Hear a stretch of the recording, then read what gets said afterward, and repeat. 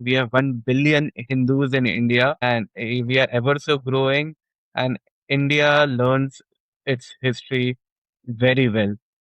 And we know who stood Yeah. with us. There was Kargil war in 1999. US refused to help us, but Israel was the one who unconditionally supported us and backed us, and that's how we defeated Pakistan.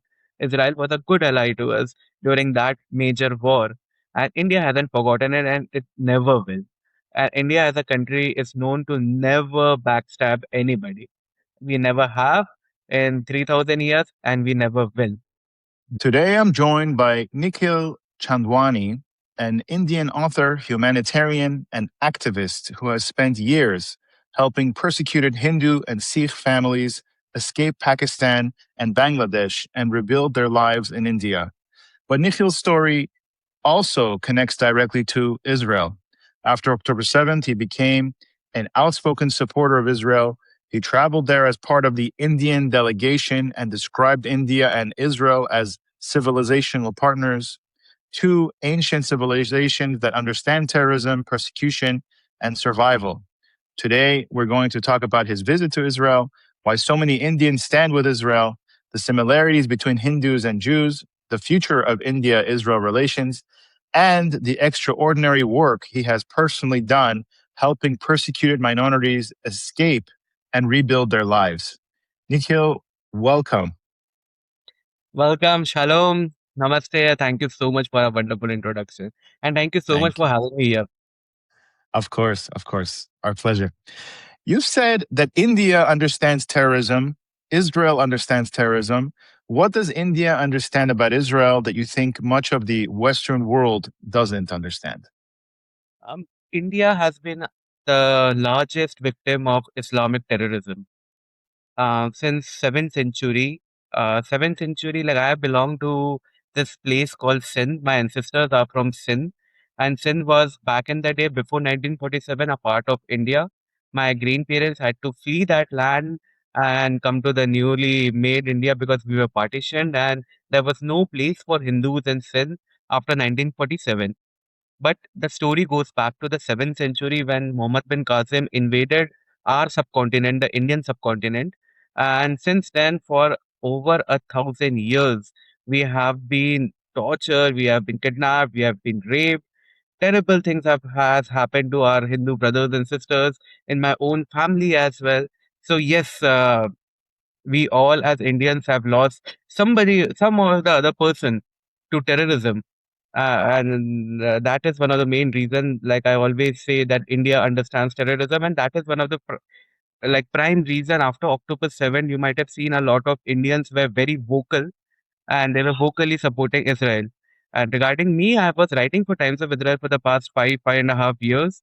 So I understood the problem 5, 6 years ago. But then I became vocal after we saw the visuals of 7th October. Mhm, mhm. So you believe that Hindus and Jews are ultimately they're confronting the same ideological threats, from Islamic terrorism, and Absolutely. that's why. I'm kafir for them. We both are kafirs for them. Mhm, mhm.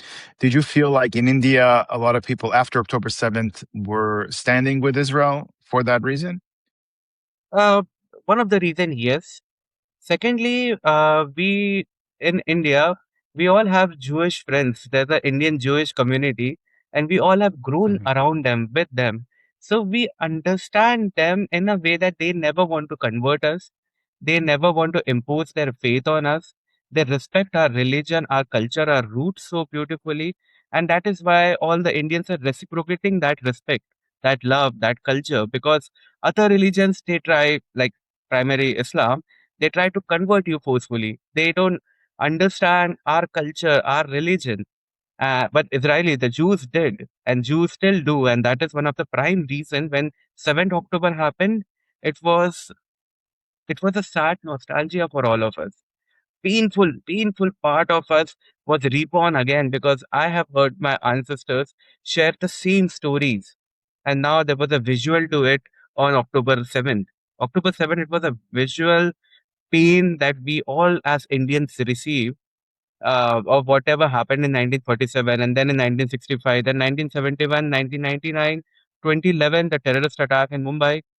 So that's when a lot of Indians they understood it's not the time now to stay silent. We have to be vocal about it, and we have to ensure that our Jewish brothers and sisters have a voice here in India also. Now, what made you decide that you needed to physically go to Israel after October 7th? Um, a lot of like whenever I was posting pro-Israeli stuff on my Instagram, it was everything that it was real, but a lot of Muslims would comment that Israel is an apartheid state and they treat Hindus as second class citizens and they are white supremacists. So all these keywords were attached to Israel, and I wanted to see it firsthand and document it to the world that this is not the case.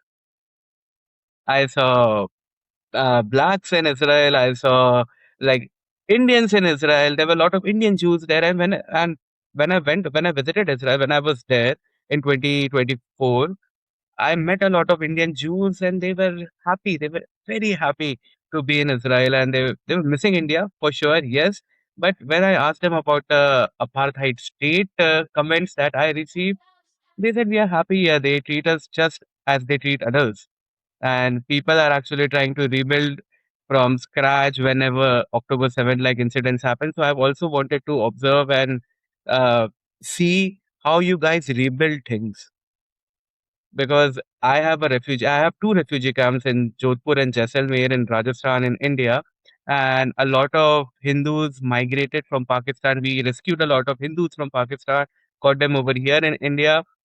It's very hard for them to rebuild a life here in a different country from like scratch. They have no resources, nothing, and they have to start again. So I wanted to learn how the Jews do it in Israel, and I wanted to bring it back to my country here in India. Wow. Now, I must mention, you mentioned your Instagram. You have quite a large following there. I think over 2 million followers. So you must receive a lot of, unfortunately, hate messages. And, to stand with Israel despite all those messages is, very, important for Yeah, us.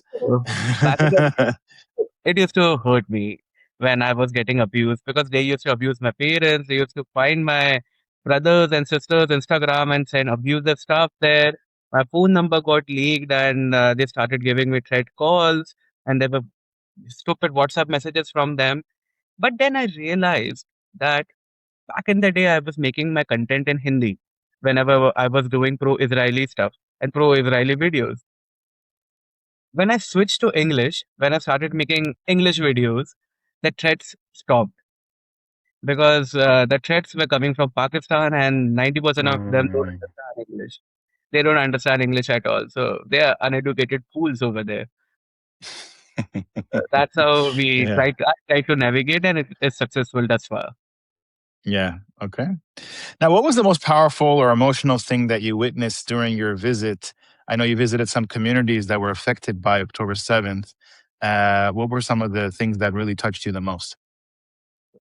I had tears in my eyes when I visited the music festival, that arena, the music festival arena, and I was blank, I was shattered, and it was something that, like I had heard stories from my grandparents on what happened with their brothers and sisters during partition and what Muslims did to them. But those were just stories that was narrated to me when I was a child.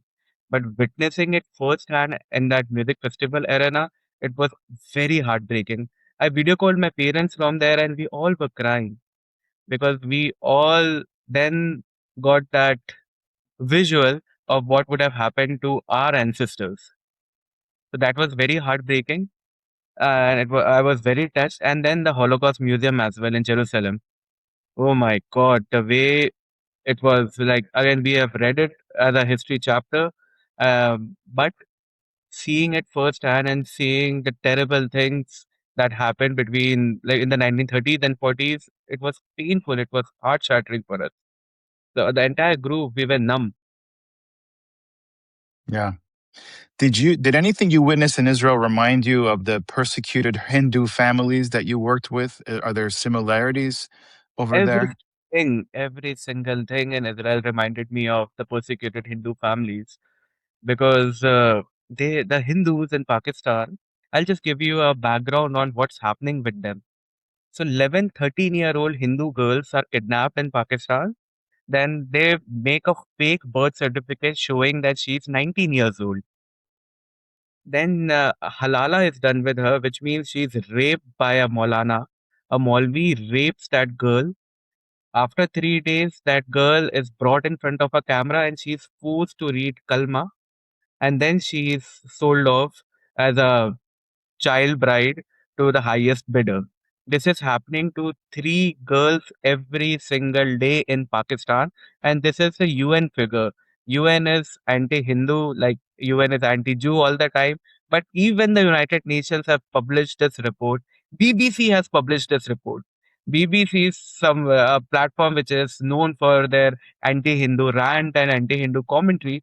Even they have published this report that three Hindu girls every single day are kidnapped in Pakistan. Every single day to this date. There are 4 million Hindus who are still left over there and nobody is talking about it. So when I visited Israel and I saw the pain and suffering of those families who have lost their family members due to the 7th October, the attack which happened, the terrorist attack which had happened, started remembering those families who have lost their daughters in Pakistan, who are here in India, but they are unable to get up from their bed because of the pain and trouble that they faced across the borders. So that was a sparkling similarity that I had observed, and it was very painful. It was very painful. Yeah. Wow. Now, what would you say to someone who kind of minimizes, denies, or attempts to justify what Hamas did on October 7th, or even, what these Pakistanis are doing to the Hindu girls? Um, how do you react to that? To people that just I call them minimize it? terrorists, basically. I used to call them foolish. I used to call them ignorant. But after visiting Israel two times, like I visited this year as well, a couple of months back, I call them terrorists because they are the ones who are the back end of a terrorist. Hamas is the one who is attacking Israel, and these are the people who are defending it. After seeing all the visuals, after getting all the proofs, the- these people they start as being ignorant, but then they become accomplice to a terrorist, and that's what I call them. They are terrorists. They cannot, their mind cannot change anymore. They have that mind block right now. Back in the day, I used to think it is manipulation, but now I just see them as somebody who hates Hindus, hates Jews, and we cannot treat them. They cannot be treated. Now, Hindus and Jews are two of the world's oldest surviving civilizations. What similarities do you see between Hindus and Jews? I know both people, they preserve their ancient identity despite centuries of invasion, persecution. You think that shared experience helps explain the connection between them? First thing is faith. The Hindus and Jews, we have faith in our gods, we have faith in our land, and we are God loving people. We consider ourselves as God's favorite child. And that is one similarity that I have seen, and that is why we have rebuilt over and over and again and again. And the invaders tried to destroy Israel. The same invaders tried to destroy India, but those invaders are nowhere to be seen now. All those civilizations which tried to invade India or Israel, they are extinct now. And still, these people who are trying to kill us are not learning from history. So be it. I'm sure they'll all be extinct. And the similarity, the biggest similarity that I've seen is faith for sure. And second, we know how to document our history also. We know how to document our history in a way that we don't care about others, the outsiders. If they don't want to understand, if they don't want to stand with us, then be it. But our own people, with them, we are sharing a part of the history very, very well. We are able to preserve that his part of history very, very well. And that is why we are the oldest surviving civilizations. Now, one thing that blew me away is that Jews lived in India for centuries without experiencing the kind of anti-Semitism that they faced in other countries. Why was India different? I know that you mentioned Jews don't try to convert other people, but what other reasons are there that Jews didn't face anti-Semitism in India like they did all over the world? Um, Hindu society is a very peaceful society at large. So in our religion, it is always taught that all religions are same. It is always taught that a visitor is next to God. Anybody who is visiting us, we treat that person like a god. And that is something, it is inherent in Hinduism. And that is one of the reasons the Jews, when they came in India, they were welcomed and we shared food together. The places of worships were nearby. We never fought each other. Like even to this day, it's been 2000 years now. And again, the main reason Hindus are very tolerant, they're very peaceful, and they are very curious as well. So a lot of Hindus they tried to understand the Jewish culture and they were fascinated by it. They loved it and they wanted to respect it.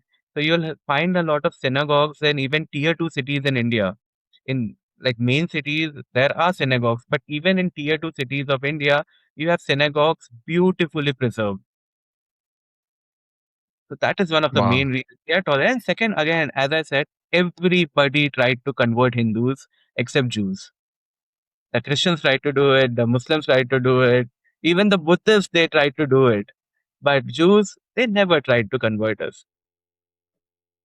Mhm. Now, do you think Hindus understand the Jewish attachment to the state of Israel, the country of Israel, differently? Because Hindus also have a deep spiritual and historical attachment to India, and and Hindus are trying to reclaim parts of their own history and heritage, just like the Jewish people. Is there that similarity as well? Absolutely. I mean, uh, history is the greatest teacher. And Jerusalem has a history. It has a Jewish history. Similarly, the Banaras in India, we have a Hindu history. Even Sindh, which is right now part of Pakistan, it has Hindu history. So we are trying to reclaim our own land, which was partitioned by the Brits. And that is why we understand. We understand that we are standing with Israel wholeheartedly, unconditionally, when they are trying to reclaim parts of that land, which was partitioned, because we both were partitioned by the same empire like Israel, Palestine, the 1948, there was a borderline which was drawn. India, Pakistan, the borderline which was drawn. Pakistan, Palestine, they're just same. Like they're just same, and that is why we understand. And you'll find on social media, a lot of Hindus are standing unconditionally with Israel only because the history of that land says that it is a Jewish land. Yeah. Happens to be the I spoke to many people from India, and those interviews always do the best because of the amount of Indians watching these interviews. So you could see that there is a lot of interest. Now, there's a lot of talk in Israel and America about Israel kind of going on its own, not becoming as reliant on the U.S. as it used to be. Do you think that India eventually could become one of Israel's most important partners? If Israel becomes more isolated from parts of Europe and the West, how important could India become? Of course, Israel has the technology and the AI and these things like that. India has more of the manufacturing. Um, do you think they can work together? We More in the already future. I are. know they work. Yeah, we already are working together. If you see, Mhm. there are a lot of Indian defense companies which are making a lot of stuff for Israel right now. I can't dwell into details here, but we have a shared partnership which is not just in defense now, it's in agriculture also, it is in AI, as you said. And India will be the greatest ally to Israel because, in the end, you know, we are the oldest civilization, oldest surviving civilization. Every other country that you see, they have been formed after, multiple invasions. multiple changes that has happened. But Israel, India, we are the oldest, and we have survived through a lot. And if US wants to leave Israel's land, India is there no matter what. No matter what, Mhm. unconditional India is there with Israel. And And I'll share videos with you. It's not just on social media. In India, there were a lot of youngsters, a lot of Hindus who raised the Israeli flag in almost every major city of India in rallies. In rallies wow, in India, Israeli flags have raised. So that is the amount of love. Plus, the business deals, you can see it online. Even you know that there's so much business India and Israel is doing. yeah. So you think this bond goes beyond? I mean, Prime Minister Modi and Prime Minister Netanyahu are very close to each other. But let's say, once they leave office, do you think that this bond can stay as strong or even stronger? Is it past the people that we have in office? Absolutely, it will stand the test of time, as I say. It will stand the test of time. We have 1 billion Hindus in India, and we are ever so growing. And India learns its history very well. And we know who stood Yeah, with us. There was Kargil war in 1999. US refused to help us, but Israel was the one who unconditionally supported us and backed us, and that's how we defeated Pakistan. Israel was a good ally to us during that major war, and India hasn't forgotten it, and it never will. And India as a country is known to never backstab anybody. We never have in 3,000 years, and we never will. yeah. And we appreciate that and definitely cherish that. I want to go into your personal story now and into more in depth. Let's take me back to the beginning. How did you go from being a writer talking about the persecution of Hindus to actually helping families escape Pakistan? Was there like one person or family that made you realize that, writing about the problem wasn't enough anymore? I have to get involved actively? So what happened was that I wrote an article on the history of Hinduism in Sindh for Times of India 7, 8 years ago.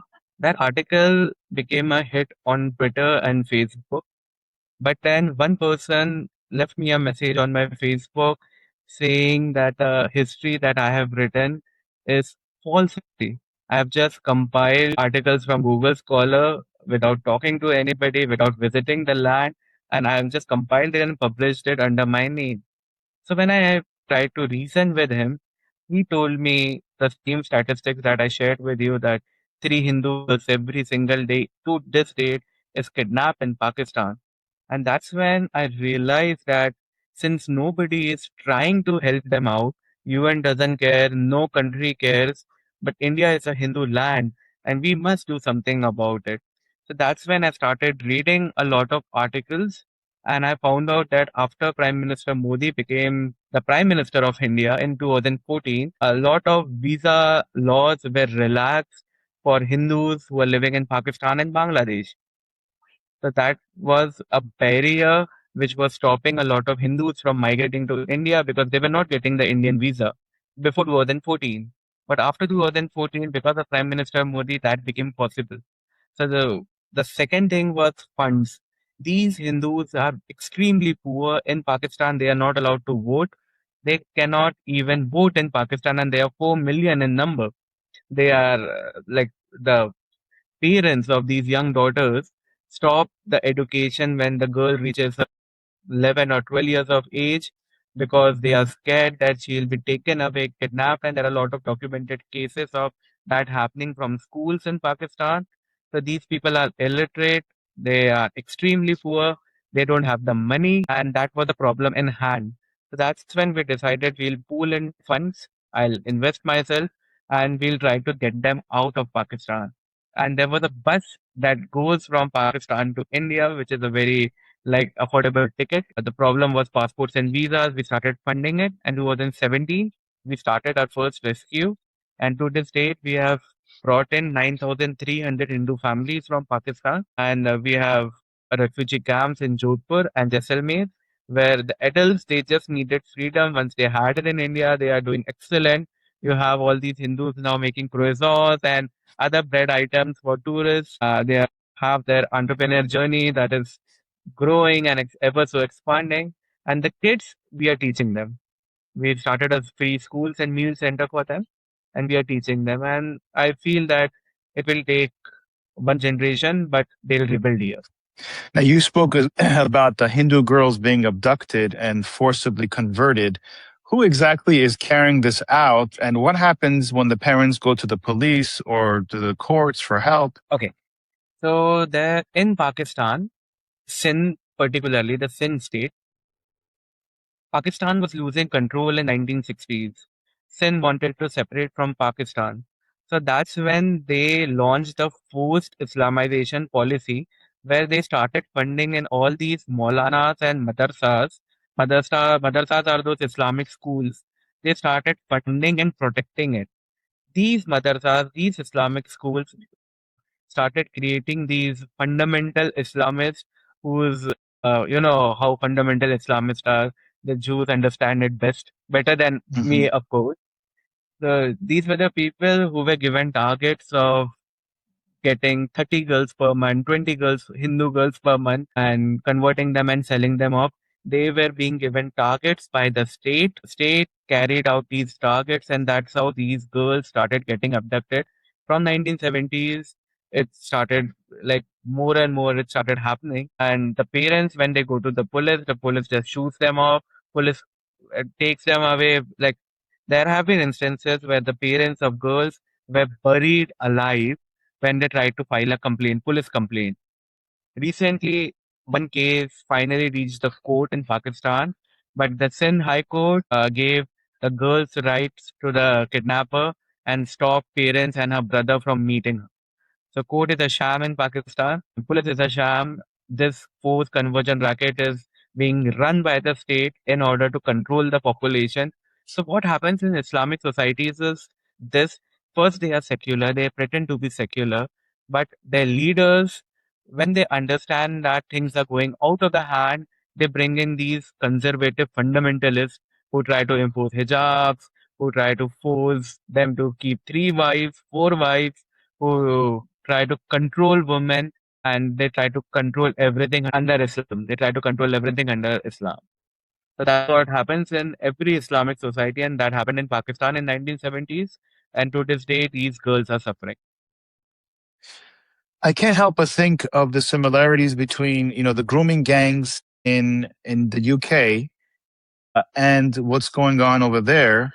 Also, by the grooming gangs, it received such little attention, international attention, for a long time, and I guess in this case as well. Where are the media and international human rights organizations? Why don't they speak about this at all? Why is there such a double standard in which victims the world chooses to care about? When victim is not a Muslim and when the culprit is a Muslim, the international human rights organizations, they are numb. They don't care. And these organizations, they should be defunded. Basically, they are taking your money, they are taking my money, and they are flying business class, going to Europe, sitting in a meeting, and they are accusing us for something that we are not doing. But the real culprits, they are roaming free. So when you talk about the grooming gang, there have been instances, recorded instances, of Muslim men in Pakistan who have raped Hindu girls. Then they got a UK visa. They went to UK and they raped white girls over there. The same set of people who are like killing Hindus in Pakistan are doing the same thing to the girls in the United Kingdom. They got the visa after whatever they have done, and they got the freedom to do the same thing in Europe. So everything, I mean, the left ideology, if I can speak about it, it is it is damaging to the world. It is screwing Europe very badly. Now, why is this all coming out of Pakistan? Is there something different about that society that creates people that do things like this? I don't want to generalize, but you have the grooming gangs there. You have this going on over there, and over here. I can't help but think about why does this society have so many people that do these types of crimes? Pakistan, there are two answers for that. One, in Pakistan, a lot of people they marry their cousins. They're getting married in their family, then if that happens, it is like the kids that are coming out, they are not the smartest ones indeed. They're not the smartest ones indeed. And these people become predators because of the Islamic education that they are getting in Pakistan, where they are forgiven for the activities that they are carrying out.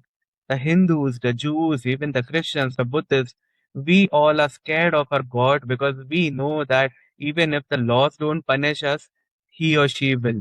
But in Pakistan, it is taught that if you do such kind of a thing to a non-Muslim, you will be rewarded. You will be rewarded after you die. And that is why these people are carrying out all the stupid things as predators everywhere in the world. The same story goes to Bangladesh, and you have to go back to 1947 for that one. Pakistan never existed before 1947. It was India, it was Bharat as we call it. In 1947, a bunch of Muslims came together who hated Hindus. They just came together and created a land with no history. That land has nothing which is, common for them except their common hatred towards us. And if a country is created because all of them hate Hindus, hate us, they'll become predators because once partition has happened, they don't have Hindus to fight anymore. They'll take a visa, they'll fly to a different country, and they'll do the same filth that they were doing in Pakistan. Sounds so similar to what we're facing in Israel. It's very unfortunate. Now, when a terrified family inside Pakistan contacts you, how does this rescue actually work? Maybe walk me through that first message that you receive all the way to kind of to them reaching India. Basically, we have a team of around 1,000 Hindus in Pakistan who are actively coordinating with us. So it never reaches me, it reaches them, the Hindus who are on ground. They are in different districts in Pakistan and who are very active Hindu citizens there. And once a family in distress reaches out to them, then we decide how they can get their passport. So for a passport, you need a registered land or something to show that you have a permanent address. These Hindus, they help them with that. My work sitting in India is only to fund them. We just give them the money for passports, visas, and everything.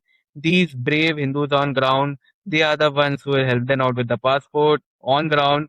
Then, like they'll help them with visa, application of visa. Then they'll book their tickets. And once they are here, the kids they study and eat for free at my center, and the adults they work, they find work. Wow.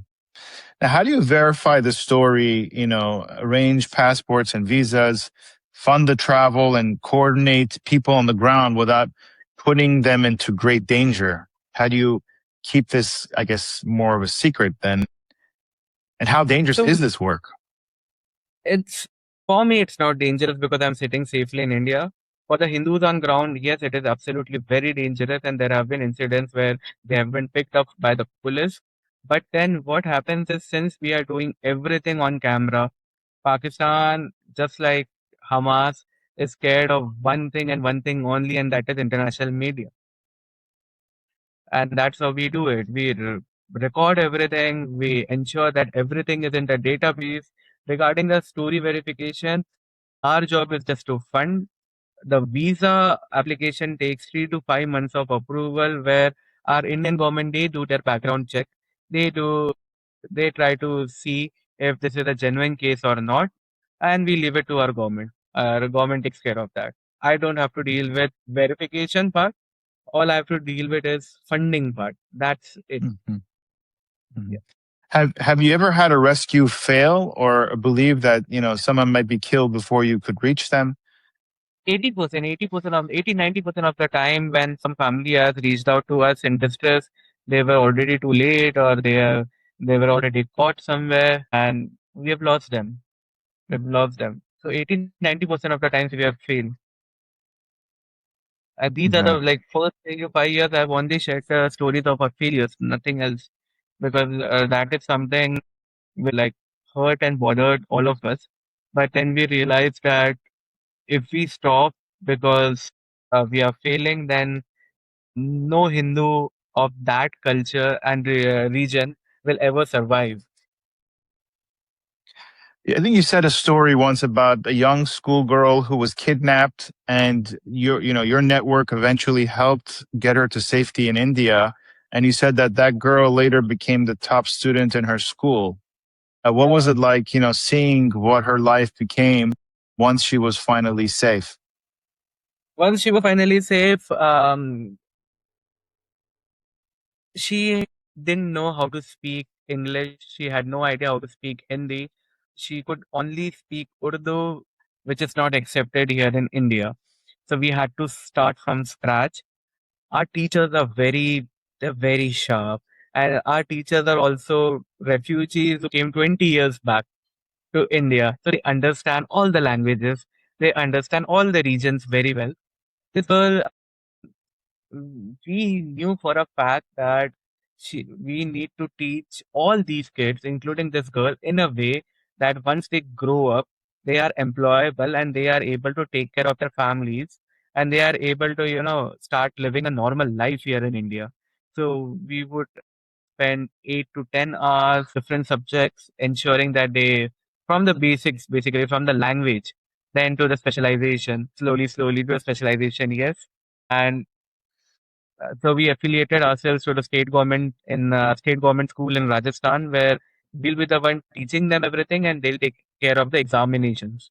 And once the exam happened and she topped, we were all happy. We were all cheering. And then I asked her, I gave her a call, my coordinator a call who connected me with her. And I asked her, what do you want to become growing up? And she has her mind clear. She wants to join Indian Army and take revenge. Now, somehow these rescues became thousands of families. How did your mission reach that scale of so many families that you helped? So, the scale here was since my grandparents are from the same region from where they are trying to escape. I am emotionally connected to helping these Hindus out because I know for a fact that back in their day, their ancestors were my ancestors' neighbors. They would sit together, they would worship together, pray together, and it became a very emotional journey for me. And that's how it became from ones to tens to hundreds to thousands. So money was never an issue for us. Our main issue was growing a team in both the regions in Pakistan and Bangladesh. So that was something which took time, but social media helped a lot. So the best part about social media is, I'll give you an example of how social media helped us. Back in the day, I would approach doctors. I would write emails to doctors that this is what has happened to the Hindu who has just left Pakistan, come to India. They don't have any documents and we need to help them out free of cost. Can you help them? No doctor would ever reply to an email from me. But because of social media, because those videos went viral, now we have a team of around 1,000 doctors ready to work free of cost 24/7. They are ready to take flights from Mumbai, then Delhi, go to the refugee camp, treat these people and come back all free. Not a penny they take.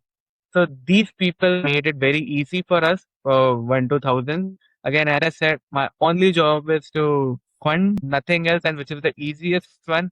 The harder job is being done by those Hindus who are on ground, who are coordinating, and that too silently. They cannot be visible in public also. Yeah. They're doing it silently. So they are the real heroes, and they are somebody who are the reason we are able to bring so many people here. Now, once a family reaches India with virtually nothing, how do you take them from being refugee status to housing, education, employment, making them self-sufficient, getting a job? Take me through that. How do you get them to that status? So after Prime Minister Modi took the chair in 2014, all the Hindus woke up.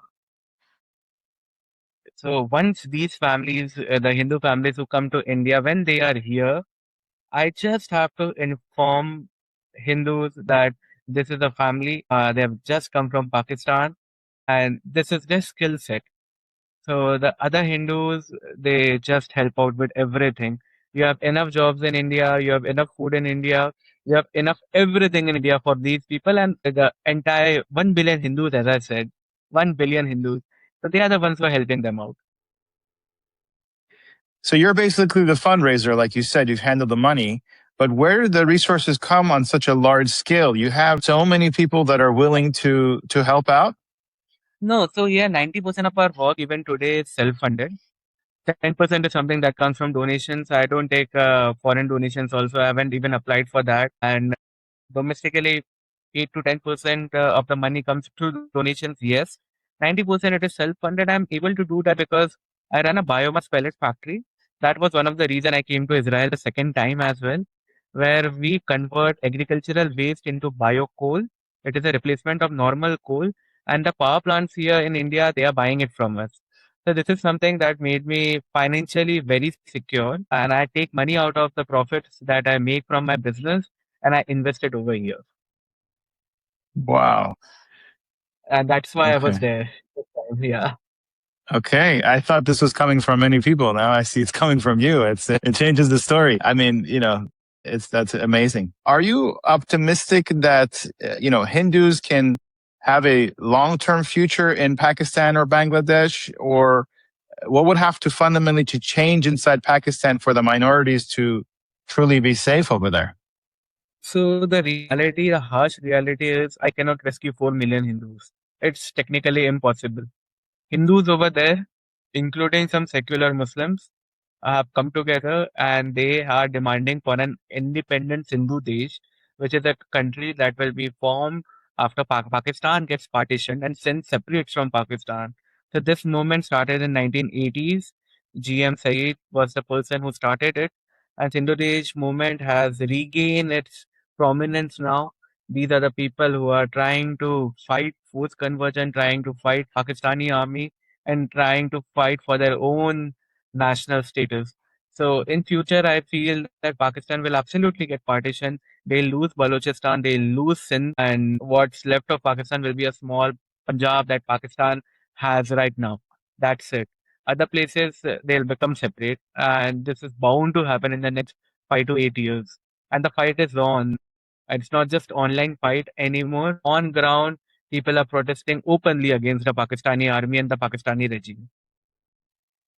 Now, how do you distinguish between Islam as a religion from Islamist extremism as a political ideology? Do you have Muslims that support you, that back what you're doing, or no?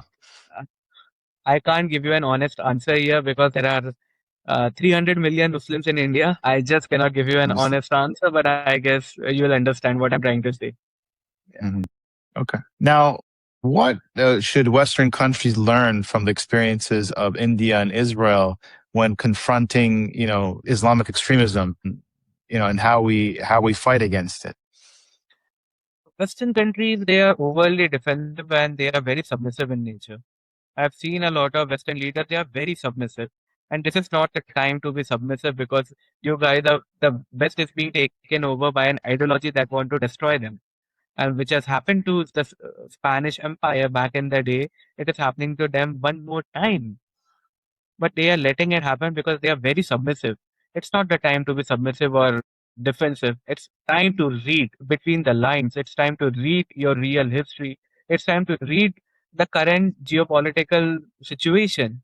There's a crisis going on right now where there's an ideology that is trying to destroy every other ideology. And the West, because their leaders want to rule for 5 more years, have opened the borders and they're bringing it they're bringing in the Northern Africans, North Africans, they're bringing in Pakistanis, the Bangladeshis, they are destroying their own land.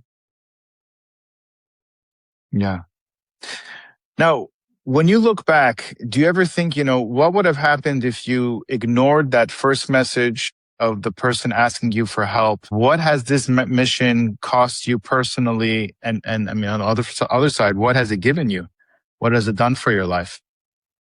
So back in the day, I would spend a lot of money traveling, exploring different countries, going to countryside.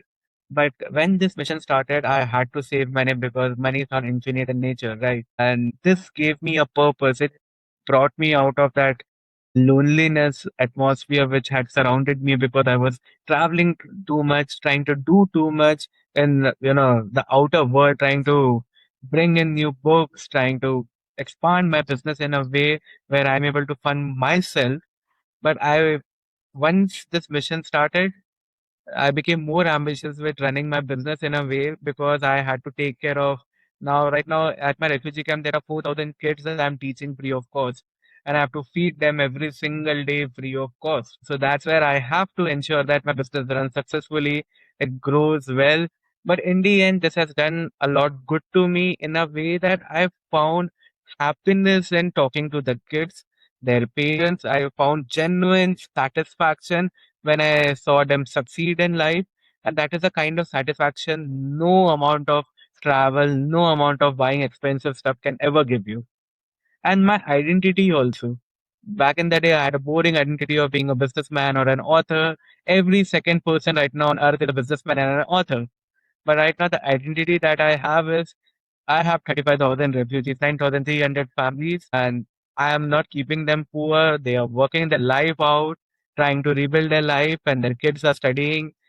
We are trying to feed them. And so, this identity is something that has helped me not just gain respect from others, but self respect also, where I aspire to do more so that I can do more for them. You know, in Judaism, we have a saying that when you save one person, it's like you're saving the whole world. I'm sure you've heard of that, and you have saved thousands of families, thousands of people. So in a way, it's kind of like thousands of worlds. So it's what would you say to? And you're only one person. What would you say to people that don't think that their actions can make a difference? And how much could one person accomplish in this world? Um, the world needs to understand, people of the world need to understand that identity crisis is real. Everybody is facing it. Everybody has an identity crisis, and that's why they are trying to prove something to the world that they are not. And they're wasting their time and they're wasting their life doing that. But if they if they are true to themselves, if they take a step back and if they try to help others in any way possible. I'm not talking about rescuing people. I'm talking about just feeding one meal a day to somebody. If they try to do that, that kind of satisfaction will remove every identity crisis wala questions that you have in your head. You won't have any questions regarding identity crisis when you try to help and support others unconditionally, and you are saving yourself. You're not doing them a favor. I saved myself when we tried to rescue people because that's how I was able to find my own identity. And that is, I guess, the motto of a life. The motto of a life, the reason we are here on this planet as humans is to find who we truly are. And who we truly are is something that answer you get when you unconditionally help others. True. Now, I want to ask you a final question. You've seen the worst of humanity and the best of humanity. You witnessed terrorism, persecution, and families losing almost everything. But you've also seen, people rebuild their lives. You gave people a second chance at life. After all of that, what still gives you hope? Hope for humanity, hope for the future. Hope for the future. I'll show you a photo. It came from a refugee camp. Are you able to see this? Yeah, You're able to see this, right? These I are see the it. kids. Yeah. They are holding they are holding Indian flags in their hands. Their father was murdered in Pakistan. He was kidnapped. He was beaten up, and he was murdered on camera. I'll send you the video. I'll send you the video of what happened with him. Once he was murdered, the kids they went to their grandparents' home. They were living over there constantly in fear, and they were being threatened. Their land was taken away. Their livestock was taken away. They had nothing in their hands. Our one of our refugee coordinator, he was approached on ground. We funded, and they came to India, and we had forgotten about them. This year, because our Independence Day is on 15th of August. So these people were practicing what to do for Independence Day. My refugee coordinator here in India, he sent me this photo, and I remembered. I remembered what had happened to their father. Then I inquired about what they are doing. He told me that they are studying, they want to become doctors when they grow up. Like a normal Hindu, they want to live a beautiful life as doctors. I was immensely proud, and that's what I feel humanity will that's why I feel humanity will survive and that humans will take that positive leap of faith. Years later, the the people who are genuinely doing something good, the kids who are genuinely trying to build something on their own, build their own life from scratch, they are the ones who will be taking over, and the badness and the filth that you see right now in the world, that will diminish. That will diminish for sure. Yeah, amen. Nikhil, it's been an absolute pleasure to speak with you. You know, I'm blown away by you, by your mission, by it's very inspiring to hear from you, and I'm sure it'll inspire other people. How can people follow you? I know you're on social media or anything that you'd like people to see. Maybe you can let us know how to find you. I can be found on Instagram at Nikhil Chandwani, NikhilChandwani. That's my username. And when you find me, when you see my stories, don't abuse me when I talk against Islam. Don't leave filthy comments. That really bothers me 100%. Yes, it does. And I don't need your money. I just need good people who are on board, who are ready to teach these refugees. We have a screen right now at a refugee camp. So if you have expertise with anything, please join us live and teach these kids whatever skill that you want them to learn. And that will be a beautiful contribution that we want from you. And my request is please send Nikhil as much love as you can, and encouragement, and because he deserves it. Thank you, Nikhil. I appreciate it and wishing you all the best. God bless you. Thank you. Thank you so much. Namaste Thank you. and shalom.